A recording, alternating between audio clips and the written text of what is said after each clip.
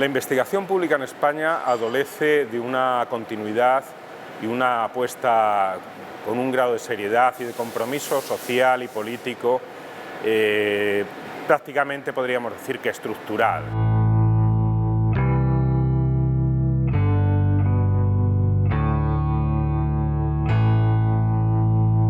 Es importante este tipo de jornada para que la gente vea y entienda las necesidades que tiene la ciencia y los tiempos que tiene la ciencia a la hora de producir resultados.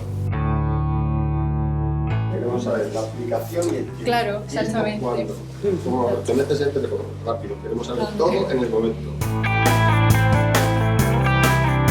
La investigación básica y la investigación intermedia, por así decirlo, entre el conocimiento y lo que se aplica, pues no se daría ese producto, ese servicio que queremos aplicar.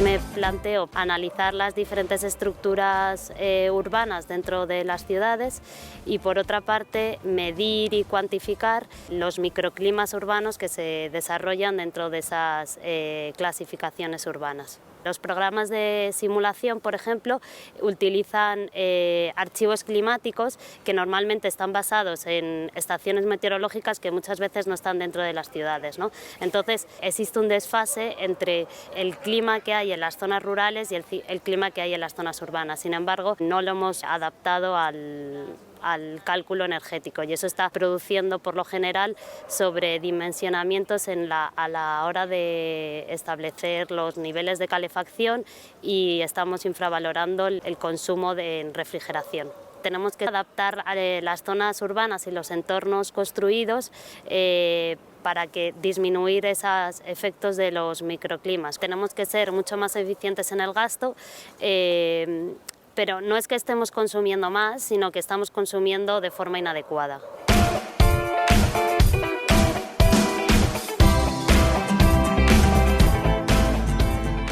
Hacemos modelos geográficos, no analizamos solamente un edificio, sino podemos analizar barrios o municipios más o menos grandes o simplemente una zona, una urbanización, lo que sea. Lo que utilizamos son datos LIDAR. Son un sistema de detección remota que emite una luz láser que rebota en cualquier superficie que va encontrando. Sacamos la forma de los edificios, de los árboles o de cualquier cosa, si es un municipio a lo mejor que está en una zona montañosa también, se tiene en cuenta eso. Y entonces con los sistemas de información geográfica lo que nosotros hacemos es calcular las sombras, por ejemplo, la forma de los tejados, cuál es su inclinación, su orientación. Y utilizando todos estos datos, pues los analizamos y vemos cuáles son las áreas de los tejados que cumplen una serie de condiciones para ser apropiados para instalar paneles. Con esto se puede hacer una idea de si tienes o no espacio para instalar paneles y más o menos podemos hacer una aproximación de la energía que podría llegar a generarse.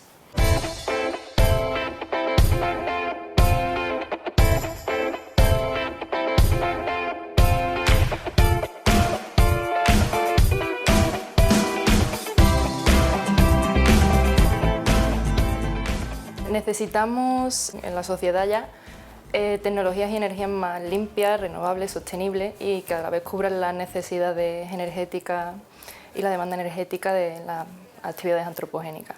Entonces, una de esas ramas sería, por ejemplo, la producción de combustibles renovables o que viniesen de fuentes o de materias primas renovables. En nuestro caso es la biomasa.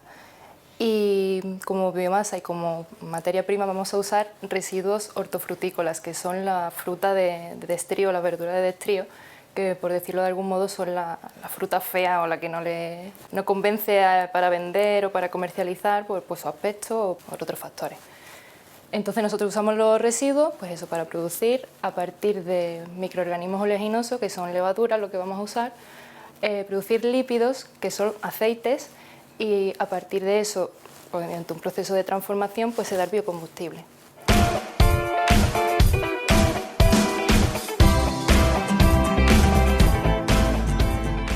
Yo estoy investigando la radiación PAR. La radiación PAR es la radiación fotosintéticamente activa, por sus siglas en inglés, y es Para entendernos, la radiación que utilizan las plantas es la parte de toda la luz que nos llega del sol, la que ellas utilizan para hacer la fotosíntesis y obtener sus nutrientes y su energía. Cuando decides plantar un tipo determinado de especie, tú te fijas en el suelo, en la cantidad de lluvia, etc., pero no te fijas nunca en qué cantidad de sol le llega.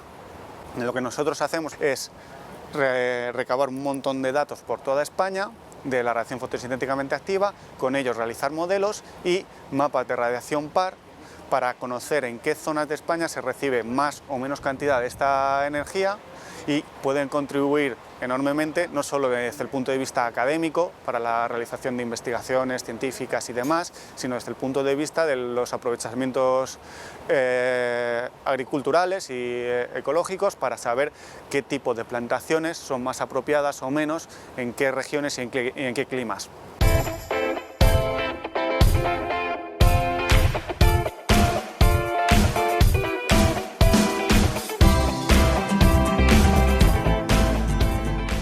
Todos los estudios que hago de cada uno de los proyectos en los que estoy incluido tiene que ver principalmente con la estimación de dos indicadores esenciales: la generación de empleo directo e indirecto y la creación de valor añadido. También, en ocasiones, medimos la huella de carbono de esas inversiones, principalmente en el proceso de instalación y de operación y mantenimiento de las energías renovables. Las inversiones necesarias generan un empleo no solo directo a la hora de instalar plantas o de la operación y mantenimiento de las mismas, sino también por ese empleo o generación de valor añadido que de forma indirecta influye en una economía. Porque digamos que toda inversión arrastra empleo y arrastra valor añadido de otros sectores de la economía.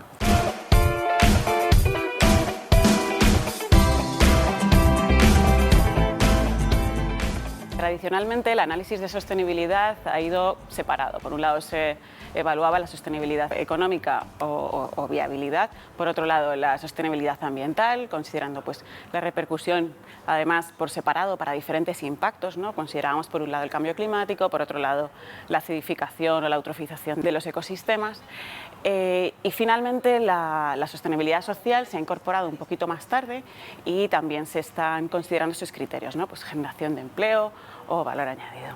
Lo que yo persigo es integrar todos estos aspectos para evaluar la sostenibilidad desde un concepto amplio e integrado. Otros aspectos, como los geopolíticos, son determinantes porque en el mundo actual globalizado hay que poner, digamos, en relación todas las regiones y todos los países que intervienen en las cadenas de valor y que van a estar implicados en el desarrollo de los proyectos y finalmente en la energía que necesitamos para funcionar, para mantener nuestras economías.